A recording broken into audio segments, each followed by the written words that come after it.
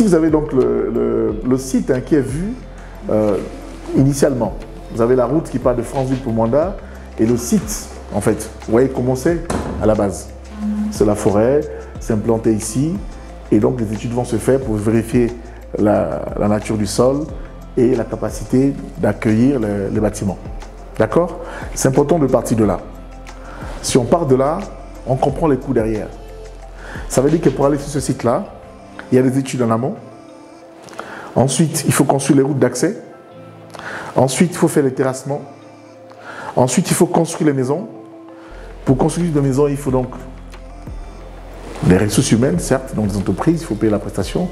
Il y a surtout besoin des intrants, sable, gravier, ciment et fer, parce que le fer coûte quand même cher. Et il faut intégrer que nous construisons ces maisons à un moment où nous sommes dans la période de Covid. Il faut intégrer qu'à la même période, la route qui permet de partir de Libreville à Mwanda est coupée. Et tout le matériel qu'on utilise pour les maisons, ben, on ne va pas se cacher, le fer, on le fait venir de Libreville, ça génère des surcoûts. Le gravier, en ce temps, on a été obligé, avec les accords des autorités locales, d'aller chercher du gravier au Congo. C'est près des milliards, il faut envoyer les camions. Ça a été un challenge qui a été atteint, puisqu'on a pu continuer à construire malgré les difficultés et les contraintes de terrain. Il faut le prendre en compte. D'où on est parti, vous voyez ça? Vous avez le site à la base, ça c'est le IMA, ça c'est Mwanda. C'est la zone que c'est devenu. Donc on part de rien pour avoir ça. Donc on va transformer une zone de forêt pour en faire un lotissement. Ok? Vous avez ici la répétition du plan parcellaire. Donc le projet, ça vous rappelle un peu sur le côté, vous avez des informations sur la surface, la superficie, l'hectare. C'est donné ici, l'ensemble des parcelles, les espaces verts, les voiries, les zones commerciales. Ce qui est prévu dans le projet. D'accord? Vous avez ici le projet dans son déroulé. C'est-à-dire que vous avez le type de maison, le type F1, le type F4, le type F2, le type F3, le type F6. Et vous avez ici la répartition du plan parcellaire en fait qui obéit à l'équilibre initial dans le quartier. C'est-à-dire que quand vous viendrez ici, vous venez par exemple de la zone 3. Ici c'est la zone 3, c'est écrit zone 3. Mais on va s'arranger que cette zone 3 regroupe les gens qui habitaient dans le même secteur, dans l'ancien quartier. Mais c'est fait avec l'aide et le concours d'INSUCO qui est un organisme de la Banque mondiale. Parce que nous tenons à respecter les équilibres socio-culturels. Donc ici, bon, c'est après déroulé, quand on parle de type F1, ça ressemble à quoi un type F1? Ben, c'est une maison, comme celle-là, vous voyez, en fait, type F1, c'est un studio. C'est l'équivalent, par exemple, dans l'ancien quartier où la personne avait juste entrée-couchée. On appelle entrée-couchée, ben, c'est ça l'entrée-couchée.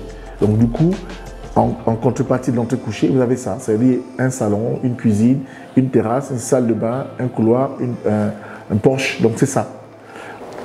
Le coût dont il est question ici, c'est un coût qui se rapporte à tout cela. Les études initiales, les routes d'accès, l'implantation du projet. Ici, vous avez le parcellaire, des 3 zones, parce qu'en fait, on a pu identifier donc 3 zones, zone 1, zone 2, zone 3. Vous avez ici cette photo qui travaille le sol qu'on a fini de faire le terrassement. On a implanté les maisons. Vous avez ici l'exemple de ce que c'est un moule. Ça veut dire qu'on a fait la partie, on a fait le radier, donc le soubassement, on a fait avec le fer, on a coulé, on a mis les moules et ensuite on va couler. Et donc on procède au coulage. Et c'est ça que vous voyez ici, là, vous avez 1, 2, 3, 4. On va procéder au coulage. Vous avez des petits câbles ici en haut, c'est-à-dire la partie électrique. On va faire les branchements, tout ce qu'il faut en amont. Ici, vous avez un exemple parce qu'il faut savoir que le projet, même si on en parle sur la partie RSE, communication depuis des années, le projet n'a démarré dans sa phase opérative qu'en 2021. Et on a commencé par des maisons échantillons, c'est-à-dire les 28 maisons ici. C'était pour montrer à quoi ressemblait ce type de maison. C'est le cas, ce sont ces maisons. Et on voulait s'assurer de comment se tenait la maison, de comment être la maison pour l'éprouver et vérifier qu'elles sont stables et fiables. Il y a une photo ici, vous voyez, il y a des traces ici, c'est des sillons. Là, par exemple, c'est comment on creuse pour faire les fondations. Parce qu'on passe de là à là. On passe de cette fondation, on creuse, après on fait la fondation ici. Donc on ne vient pas poser du béton sur du sol, sachant que ça peut glisser, ça peut tomber. Mais vous avez un visuel qui vous l'indique ici, pour ce type de maison, et derrière, vous avez les fondations qui sont faites. Et c'est comme ça pour chacune des maisons. Donc en termes de stabilité, les maisons sont conçues sur un sol stable. En termes de technicité, la technique utilisée est une technique éprouvée.